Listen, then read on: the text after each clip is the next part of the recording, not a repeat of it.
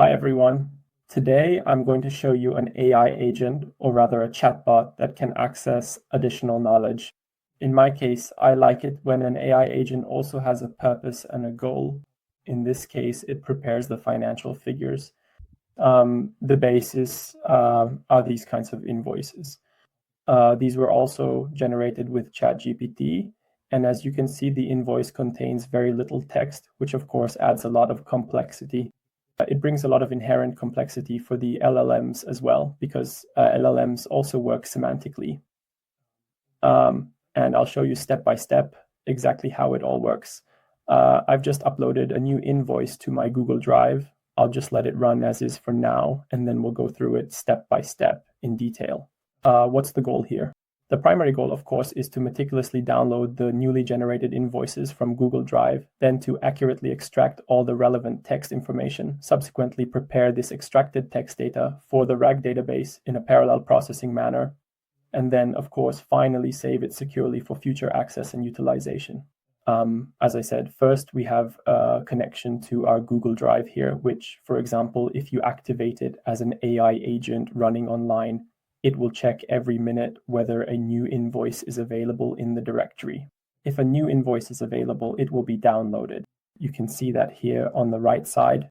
Then I actually use an extraction from file here. That's really convenient if you have a text-based PDF. In this case, the content is simply extracted like this, and we don't have to worry about anything. Of course, if you're working with images here, then you need OCR. You actually have to put a significant bit more magical effort into it to effectively extract the desired text from the given source. Then here, at the top and bottom, we have two parallel processes. Why do we do that? Because on the one hand, we're preparing the content for the LLM for the RAG database, and on the other hand, the metadata. I'll show you in a moment how I, for example, prepare the metadata. It's really simple. Here we have an advanced artificial intelligence agent node that effectively works in conjunction with ChatGPT, and it actually possesses a very simple, a straightforward and concise expression or prompt that explicitly states, hey, please meticulously extract all the following relevant data from the comprehensive text you receive, and then accurately provide it back to me in a structured JSON format. The subsequent lower level agent, on the other hand, already receives a distinctly different and specialized prompt. It basically has to prepare more text now, because as I said, we're working with the invoice here. That's too little text, and we simply need to process it semantically. And when we meticulously run it through both of our dedicated AI agents, up here, we have a significant bit of data cleaning that needs to be performed again so that we can actually precisely get it as the correct type of metadata. Afterwards, of course, we absolutely have to carefully synchronize our two distinct flows. You probably already know that from the extensive field of software development. As soon as we've successfully synchronized that particular process, we basically merge. So what exactly does that look like? We always have to assign an ID for the new document in the RAG database. Then we have our textual content, which subsequently gets securely stored. And then, of course, our associated metadata is also preserved. Once we've done that, the data is prepared for the Pinecone vector store. Why actually Pinecone? Actually, in reality, n8n, you have a lot of vector stores, Quadrant, Pinecone, MongoDB, it's all included. Or even something simple that's built in, or that's already built in. Personally, I like Pinecone.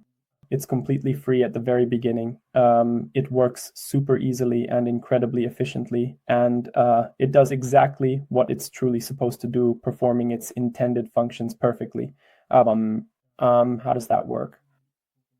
Also very simple. We just have to tell the Pinecone node precisely where the relevant data should be stored, and actually the most important and crucial magic truly happens within the data loader. Here you have to, here I do it, or how exactly do I typically do it? For example, in this particular scenario, I say I definitely store the metadata separately. That also allows me later on to effectively pre-filter my valuable and extensive data. And if you carefully look here, And this is, of course, the truly essential and most crucial part.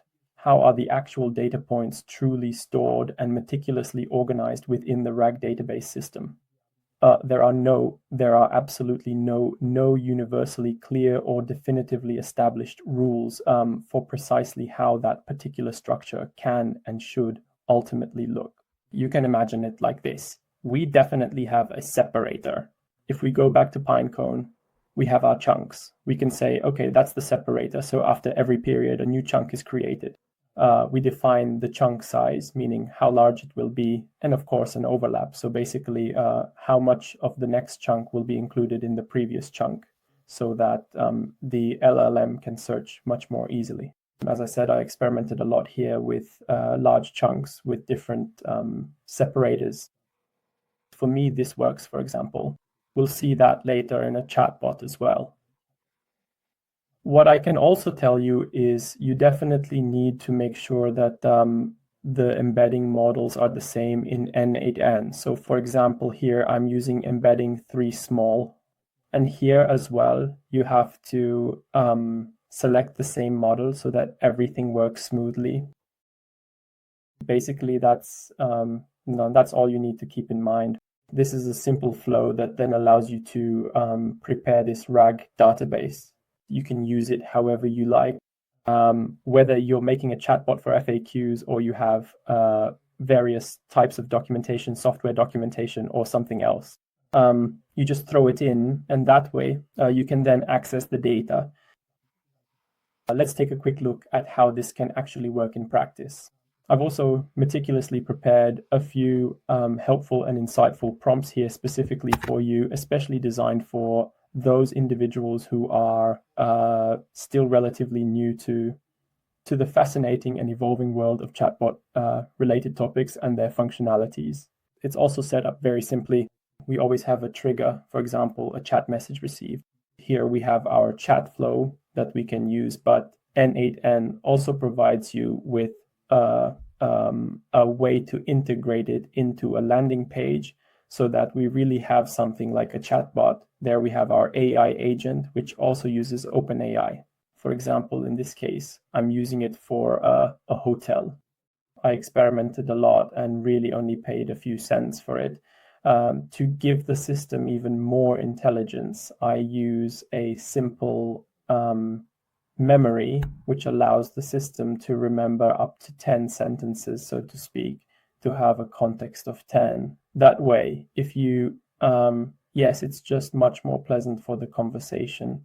And in the end, it also creates a connection to our Pinecore.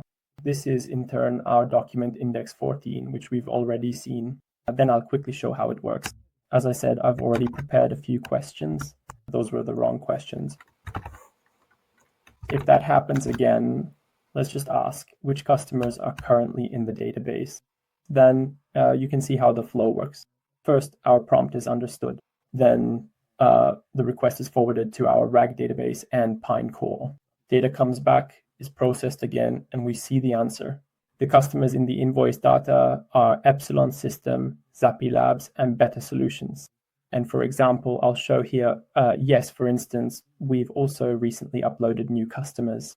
And now comes the real reason why I built such an AI agent. I used to have the problem myself that you only have the invoices. And when an investor needs certain KPIs, well, if you only have the invoices, of course, you can recreate a lot in Excel, but an AI agent like this speeds up the presentation of the numbers tremendously. And it's not just simply to ask, okay, what was the revenue? You can also do that with Excel, but when you actually move into, say, a dedicated SaaS environment where you have recurring invoices, then you will begin to get important KPIs like ARR, MRR, COV, and so on.